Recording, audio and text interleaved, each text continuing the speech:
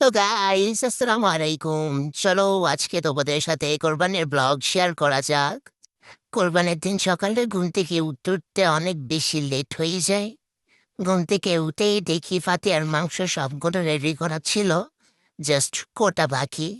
তো আর কি, ঘুম থেকে উঠেই ফ্রেশ হয়ে মাংস কোটা শুরু করে দিলাম। ফাতিহার মাংস কোটা শেষে এরপরে রান্নার প্রসেসে চলে গেলাম। রান্না কিন্তু আমার আপু করছে। তো প্রথমে দেখতেই পাচ্ছ পেঁয়াজ কুচি আর তেজপাতা দিয়ে দিলাম। এরপরে পেঁয়াজ বাটা, রসুন বাটা, আদা বাটা একসাথে ব্লেন্ড করে দিয়ে দিয়েছি। কয়েকটা এলাচও দিয়েছি সাথে। আমরা পেঁয়াজ কুচিও ইউজ করেছি, পেঁয়াজ বাটাও ইউজ করেছি। এরপরে যাবতীয় যা যা মশলা লাগে আর কি, তা একটা একটা করে দিয়ে দিচ্ছে আমার আপু। প্রথমে বাসার যে মশলা আছে সেটা দেয়, দেন এরপরে জিরার গুঁড়ি দেয়। জিরার গুঁড়ি দেওয়া শেষে এই যে রাঁধুনি মাংসের মশলাটা দেয়, এই মশলাটা দেওয়ার কারণে মাংসের স্বাদ কিন্তু আরো অনেক অনেক অনেক বেশি বেড়ে যায়। তারপরে এই তো দেখতেই পারছো এখানে হলুদের গুঁড়িও দিয়ে দিয়েছে, সাথে মরিচের গুঁড়িও দিয়ে দিয়েছে। এই মরিচের গুঁড়িগুলা কিন্তু আমার মতো অনেক বেশি ঝাল।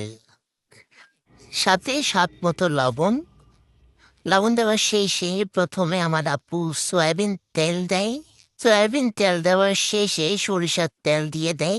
সরিষার তেল দেওয়ার কারণে টেস্ট আর স্মেল দুইটাই কিন্তু অনেক ভালো আসে। এই যে সব উপকরণ দেওয়া শেষ, এখন মিক্স করার পালা। এই যে আমার আপুর হাতে নাড়াচাড়া শুরু করে দিয়েছে, এমনভাবে নাড়াচাড়া করছে যাতে সব মশলা একসাথে মিক্স হয়ে যায় ভালোভাবে। মিক্স করা শেষেই আমার আপুর মনে হলো পেঁয়াজ কুচি কম হয়েছে, তাই আমার আপু আরেকটু পেঁয়াজ কুচি দিয়ে দেয়। পেঁয়াজ কুচি দেওয়ার শেষে এবার চুলায় বসিয়ে দেওয়ার পালা। মাংসগুলো চুলায় দিয়ে আমরা আবারও সামনের রুমে চলে যাই।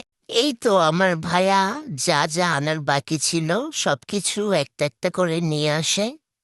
এরপরে বড় মাংস কোটার পালা এসে গিয়েছে। আমার আপু ভালোভাবে পর্যবেক্ষণ করতেছে যে কোনটা দিয়ে কোটা শুরু করবে।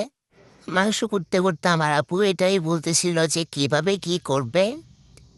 এই তো আস্তে আস্তে আমাদের প্রায় সব মাংসই কোটা শেষ। যে কাজগুলো ছিল তা এমনি হালকা টুকটাক কাজ ছিল। এই যে এখন দেখতেই পারছো ফাতিহার মাংস রান্না করা শেষ। ফাতিহার মাংসগুলা খেতে অনেক বেশি মজা হয়েছিল। তো আজকের ভিডিওটা এতটুকুতেই থাকছে। তোমরা লাইক কমেন্ট করতে ভুলো না। টাটা।